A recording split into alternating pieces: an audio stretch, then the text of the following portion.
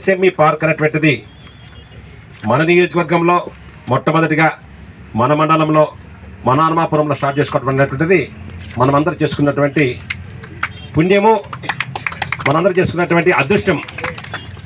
ఎందుకంటే మాకు మొట్టమొదటి నుంచి కూడా హనుమాపురం అంటే ఒక ప్రత్యేకమైన ప్రేమ. మీకు అందరికీ తెలుసు, గతంలో వైఎస్ఆర్ పార్టీ అధికారంలో ఉన్న కూడా ఇక్కడ నా భార్యని మీరంతా కూడా ఎంపీటీసీ మెంబర్గా పెద్ద మెజార్టీతో గెలిపించారు. అంతేకాకుండా మొన్న జరిగిన ఎన్నికల్లో మన రాష్ట్రమంతా సైకిల్ గాలి కూటమి గాలి వీస్తే మన నియోజకవర్గంలో వైఎస్ఆర్ పార్టీ గాలి వీసినా హనుమాపురంలో మాత్రం దాదాపు 342 మెజారిటీ ఇచ్చి మమ్మల్ని గుర్తించారు.